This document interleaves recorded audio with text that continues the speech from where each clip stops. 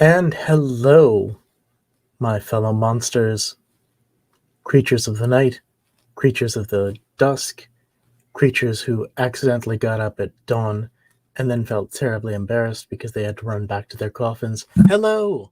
My name is Jeff Mack, Dark Lord.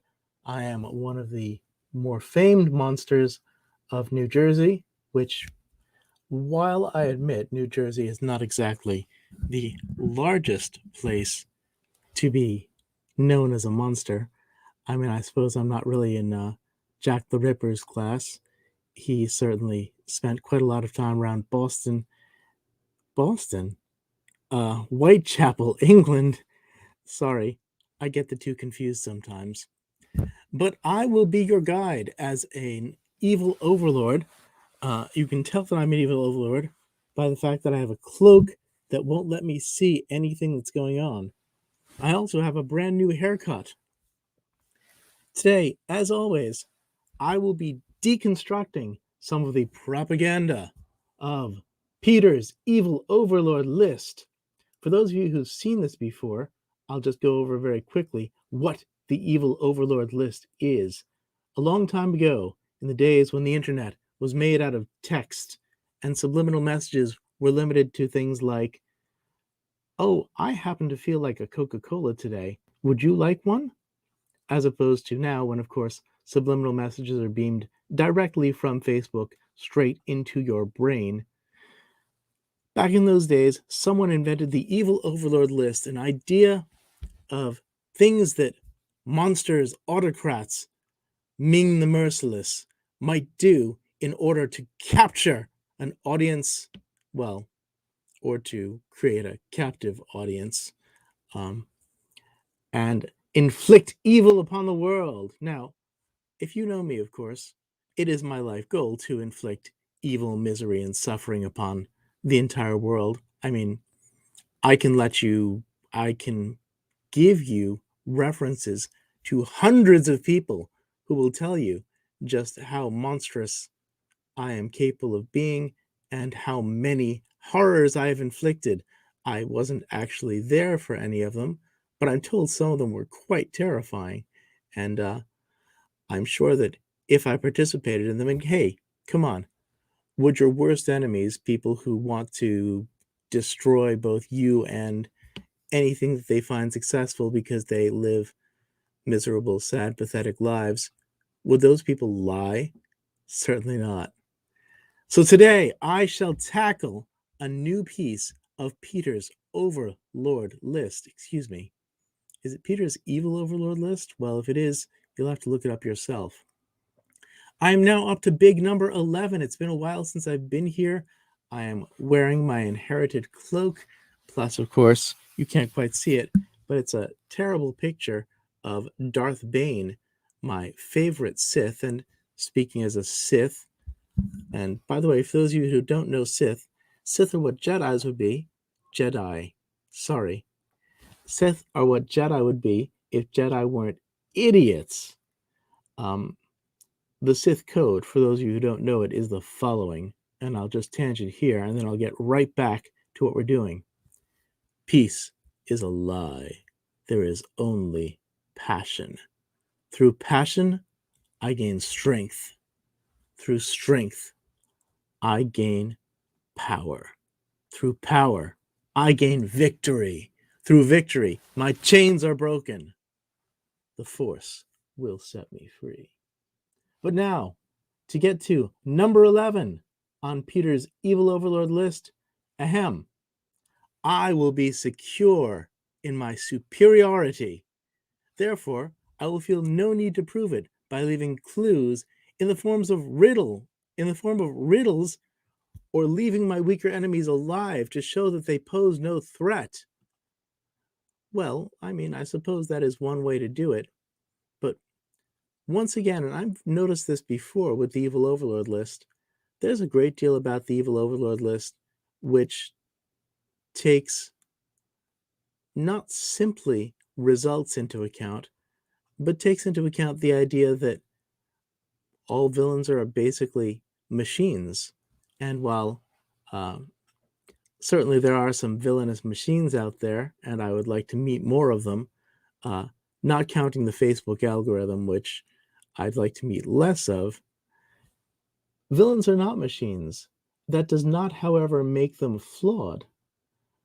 Many of humanity's greatest works were created partly through egotism or love, or again, passion.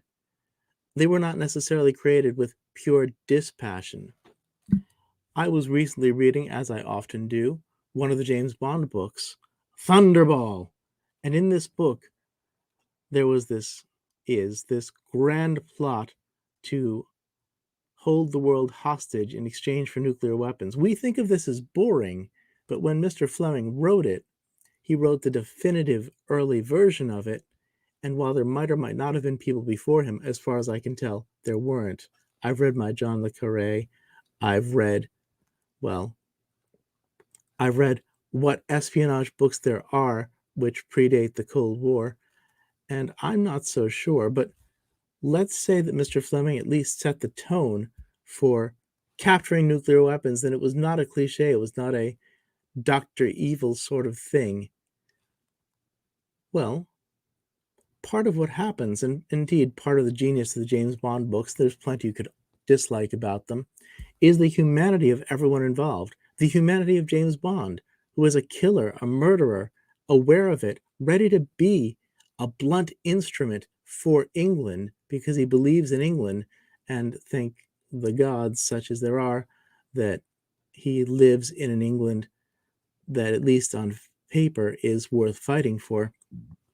But he has no illusions that he is a murderer, a killer, a destroyer, someone who, if he is contributing to society, is contributing to the more basic aspects, like not having tens of thousands or millions of people killed or blackmailed, as opposed to, say, planting flowers on his day off. Not that James Bond is against flowers, I'm just saying we make these distinctions.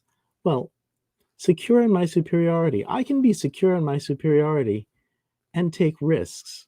And in fact, being secure in your superiority means taking risks, even if taking risks or even if indulging your human side might lead you to being more likely to be getting caught. And I'm not sure that that's entirely true. If you read Thomas Harris's Hannibal series, Hannibal, while I'm not sure that he thought he was going to get caught, and indeed, without too many spoilers, he was not caught until he encountered a mind that was capable of thinking like an utterly unique serial killer, that is, Will Graham. Let's remember that we are humans, or demi-humans, or spawned from humans.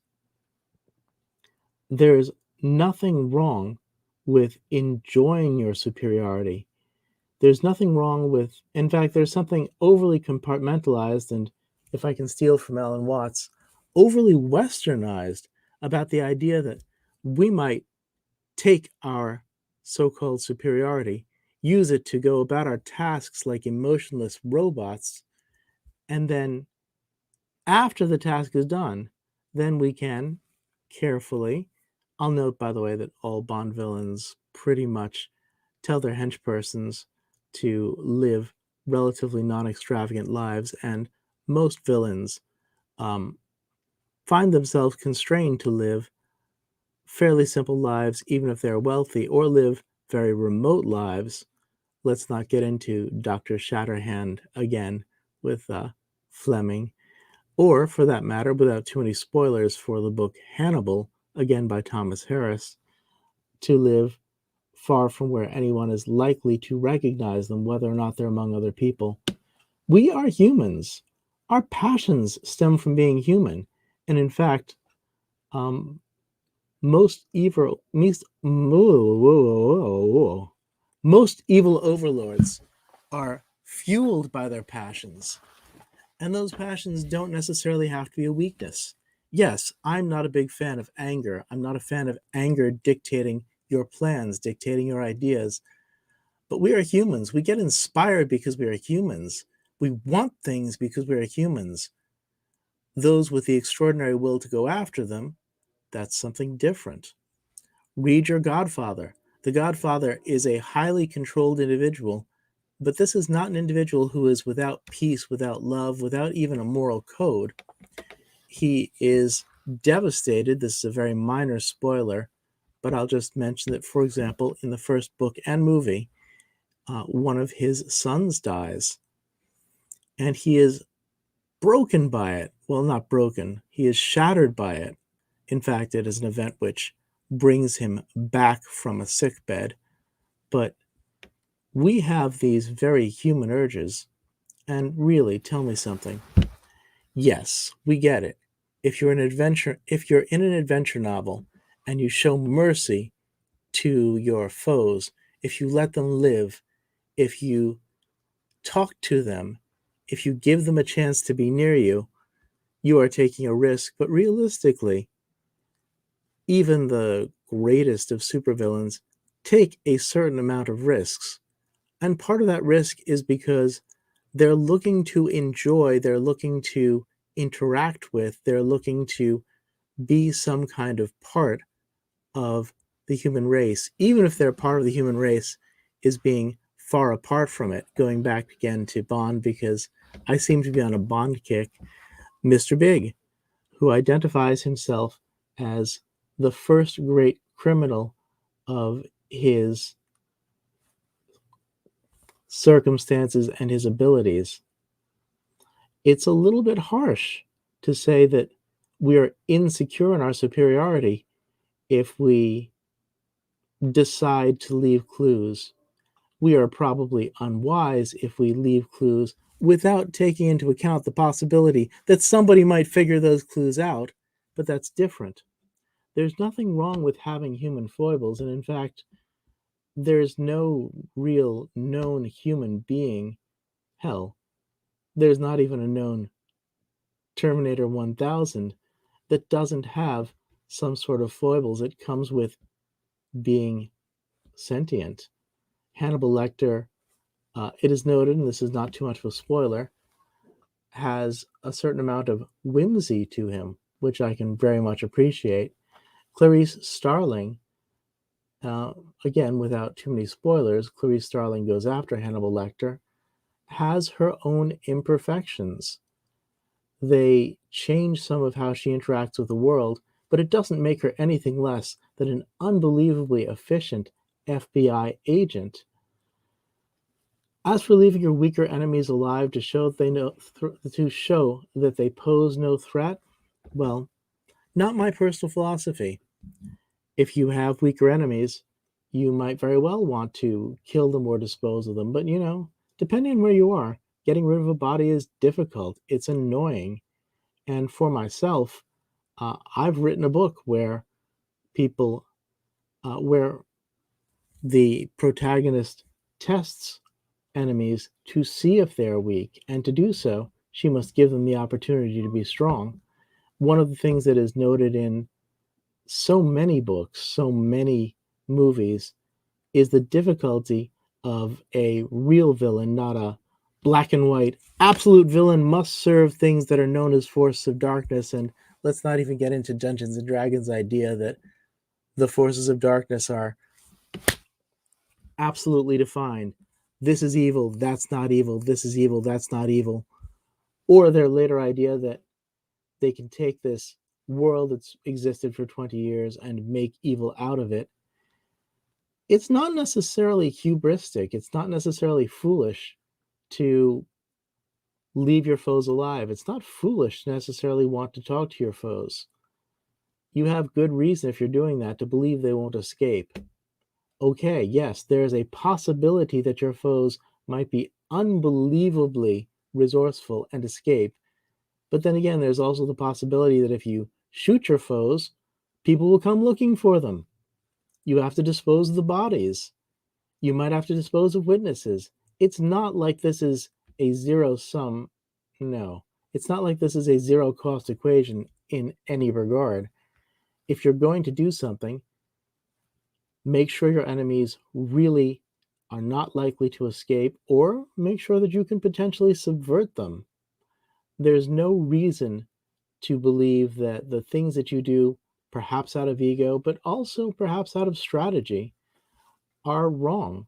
There's nothing wrong with feeding your ego to a certain extent, especially if you are a megalomaniac determined to take over the world. You don't automatically make mistakes through megalomaniacal action. You will, if you're reading books by heroes, eventually that megalomania is an Achilles heel, but that megalomania is what happens before many of the books, the stories, the movies begin, that someone has hatched some gigantic, unbelievable, perhaps hideous plot because that person believes so strongly in themselves. Are we really to brush aside someone who has stolen nuclear weapons or found the latest biological warfare or created a working plan to blackmail the entire, say, British establishment? Are we really to say that someone who has accomplished all those things, usually off screen, can't be allowed to spend some time taunting or even talking with the heroes? No, that's ridiculous. It's one of those things that you say in retrospect. In retrospect, when you note that someone's skill has bled over into hubris and becomes an Achilles heel, becomes a weakness, then it's easy to say, oh, well, I'm not a child. I won't leave clues. Let's, by the way, put aside the idea of what happens if you leave lots of clues consistently and they're accurate, and then you start leaving inaccurate clues to muddle your trail. Let's forget strategy. Let's just say there's nothing wrong with being superhuman and human at the same time. In fact, it's probably one of the traits that makes so many villains able to affect the human race. This is not about being secure in your superiority. The idea of killing everyone before you can talk to them is honestly, at least partly, a lost opportunity. How are you supposed to get other viewpoints? How are you supposed to get more knowledge? How are you supposed to have a better understanding of how well your plot will affect the universe and will affect those around you if you don't do that?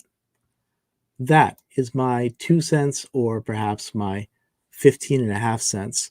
I am Jeff Mack. I am your humble lack of servant. I look forward to speaking to you more. Come see me at Evil Expo.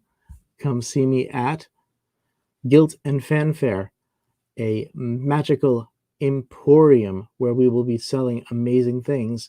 And look up my books if you want. You can find them under Jeff Mach. You have my love and or my hate, depending on what you prefer. I will talk to all of you soon.